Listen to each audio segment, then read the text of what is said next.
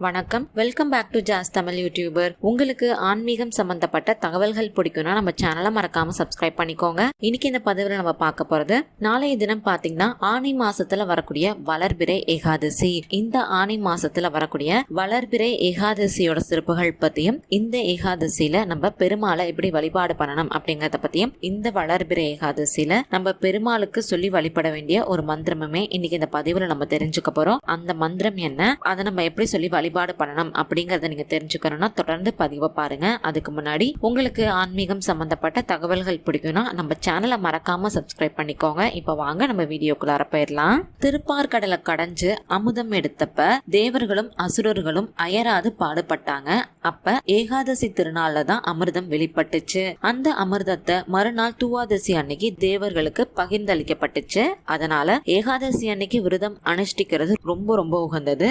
ஏகாதசி முழுவதுமே உணவு எதுவும் எடுத்துக்காம விரதம் இருந்து இரவு நேரத்துல தூங்காம கண் விழிச்சு இறைவனை வழிபாடு பண்ணணும். பகவான் மகாவிஷ்ணு திருநாமங்களை ஜபித்தபடி பகவானை நம்ம வழிபாடு செய்யணும். இந்த விரதத்தை அனுஷ்டிக்கிறது மூலியமா இந்த பிறவியில நோயற்ற வாழ்வு, குறையவற்ற செல்வம், அன்பான பிள்ளைகள், அது மட்டும் இல்லாம நீடித்த புகழ் எல்லாமே நமக்கு கிடைக்கும். இப்ப நம்ம இந்த ஆனி மாசத்துல வரக்கூடிய இந்த வளர்பிறை ஏகாதசியோட சிறப்புகள் பத்தி தொடர்ந்து பார்க்கலாம். பொதுவா ஏகாதசி அப்படின்னாலே வருஷத்துல 24 இல்ல 25 ஏகாதசிகள் வரும். இந்த 25 ஏகாதசிகளுக்குமே பாத்தீங்கன்னா தனித்தனி பெயர்களும் தனித்தனி புராண வரலாறுகளுமே இருக்கு. அந்த வகையில இந்த ஆனி மாசத்துல வரக்கூடிய வளர்பிறை ஏகாதசிக்கு பாத்தீங்கன்னா நிர்ஜலா ஏகாதசி அப்படிங்கிற பெயர் இருக்கு.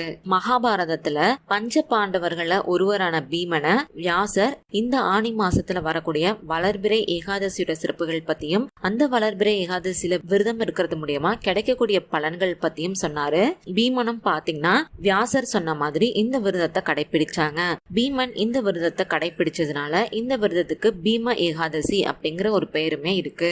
ஒரு வருடத்துல வரக்கூடிய மற்ற எந்த ஏகாதசிகள்லயும் நம்ம விரதம் இருக்க முடியல அப்படின்னாலும் இந்த ஆனி மாத ஏகாதசியில நம்ம விரதம் இருக்கிறது மூலியமா நம்ம வாழ்க்கைய நம்ம அடுத்த நிலைக்கு கண்டிப்பா உயர்த்த முடியும். இந்த ஏகாதசி திதியில தண்ணி கூட எடுத்துக்காம உபவாசம் இருந்து பெருமாளை வழிபாடு செஞ்சோம் அப்படின்னா நம்ம மறைஞ்சதுக்கு அப்புறம் நமக்கு மோட்ச நிலையானது கிடைக்கும் அப்படின்னு சொல்லப்பட்டிருக்கு. நீர் எடுத்துக்காம இந்த ஆனி வளர்பிறை ஏகாதசி விரதம் மேற்கொள்றதுனாலதான் இந்த ஆனி வளர்பிறை ஏகாதசிக்கு நிர்ஜலா ஏகாதசி அப்படிங்கிற பெயர் வந்துச்சு.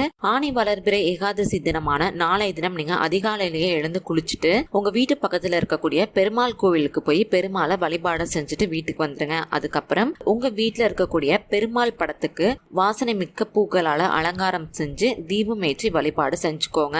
உங்களுடைய உடல்நிலை நல்லா இருக்கு, எந்தவித பாதிப்பும் இல்லை அப்படிங்கிற பட்சத்துல நாளைய தினம் நீங்க காலையில இருந்து சாயங்காலம் வரைக்கும் உணவு எதுவும் எடுத்துக்காம விரதம் இருக்கலாம். உங்களால தண்ணி கூட எடுத்துக்காம இந்த விரதத்தை அனுஷ்டிக்க முடியும் அப்படின்னா அது மாதிரி இருந்தீங்கன்னா ரொம்ப ரொம்ப சிறப்பு.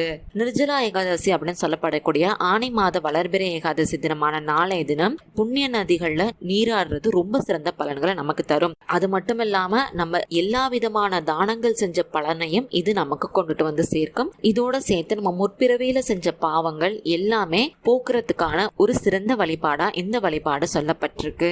நமக்கு இருக்கக்கூடிய வறுமை நிலை நீங்கி செல்வங்கள் அதிகரிக்கணும் அப்படின்னா இந்த நிர்ஜலா ஏகாதசி விரதத்தை நம்ம கடைபிடிக்கணும். இந்த நிர்ஜலா ஏகாதசியில நம்ம தண்ணீர் தானம் செய்யறது 1 கோடி தங்க நாணயங்களை தானம் செஞ்ச புண்ணியத்தை நமக்கு கொண்டு வந்து சேர்க்கும். இவ்வளவு சிறப்புகள் வாய்ந்த இந்த நிர்ஜலா ஏகாதசியில நம்ம பணம் சேர எப்படி பெருமாளை வழிபாடு பண்ணலாம் அப்படிங்கறத இப்ப நம்ம பார்க்கலாம். பெருமாளுக்கு உகந்த பொருட்களா சொல்லப்படுறதுல பச்சை கற்பூரம் ரொம்பவே முக்கியத்துவம் வாய்ந்தது. முதல் இடத்துல இருக்கக்கூடியதுமே இந்த பச்சை கற்பூரம் தான். இது பாத்தீங்கன்னா மகாலட்சுமி தாயாருக்கும் ரொம்ப ரொம்ப உகந்த பொருள். இந்த பச்சை கற்பூரத்தை நல்லா பொடி செஞ்சு வச்சுக்கோங்க. இதோட சேர்த்து கொஞ்சமா ஏலக்காய் பொடி, கிராம்பு பொடி சேர்த்து இந்த கலவைய கொஞ்சமா பன்னீர் ஊத்தி குழைச்சு சின்ன சின்ன உருண்டைகளா உருட்டி எடுத்துக்கோங்க. இந்த உருண்டைகளுக்கு எந்தவித கணக்குமே கிடையாது. உங்களால எத்தனை உருண்டைகள் உருட்ட முடியுமோ அத்தனை உருண்டைகளை உருட்டி எடுத்து வச்சுக்கோங்க. அதுக்கப்புறம் பெருமாள் பாதத்துல இந்த உருண்டைகளை வச்சுட்டு ஓம் நமோ நாராயணா அப்படிங்கிற இந்த மந்திரத்தை நீங்க 108 முறை சொல்லி மனசார பெருமாளை வழிபாடு செஞ்சுக்கோங்க. அதுக்கப்புறம் கற்பூர தீப ஆராதனை எல்லாம் காட்டி வழிபாடு செஞ்சுட்டு இந்த உருண்டைகளை எடுத்துட்டு போய் நீங்க பணம் வைக்கக்கூடிய பெட்டி, உங்களுடைய பீரோ, நீங்க பணம் வைக்கக்கூடிய உங்களோட பர்ஸ், உங்க பர்ஸ்ல வைக்கிறீங்க அப்படின்னா சின்ன உருண்டையா உருட்டி அதை ஒரு கவர்ல போட்டு உங்களுடைய பர்ஸ்ல நீங்க வச்சுக்கலாம். இல்ல உங்க ஹேண்ட்பேக்ல கூட நீங்க வச்சுக்கலாம். அது மட்டும் இல்லாம உங்க வீட்டுல பூஜை பூஜை அறை, படுக்கை அறை, சமையலறை அப்படின்னு எல்லா இடத்துலயும் இந்த உருண்டையில ஒண்ணு கொண்டுட்டு போய் வச்சிருங்க. இதுல சேர்த்திருக்கக்கூடிய எல்லா பொருட்களுமே பாத்தீங்கன்னா பணத்தை நமக்கு ஈர்த்து தரக்கூடிய பொருட்கள் அப்படிங்கிறது ரொம்ப ரொம்ப முக்கியமான ஒரு விஷயமும் கூட. இந்த பொருட்கள் எல்லாம் உங்க வீட்டுல இருக்கிறப்ப நிச்சயமா பண வரவை அதிகரிச்சு உங்களுக்கு தரும். அது மட்டும் இல்லாம வீட்டுல ஒரு நல்ல அதிர்வலைகள் உருவாகிறத உங்களாலேயே கண் கூட பார்க்க முடியும். இந்த வழிபாடு பாத்தீங்கன்னா ரொம்பவே ஒரு சின்ன வழிபாடு தான்.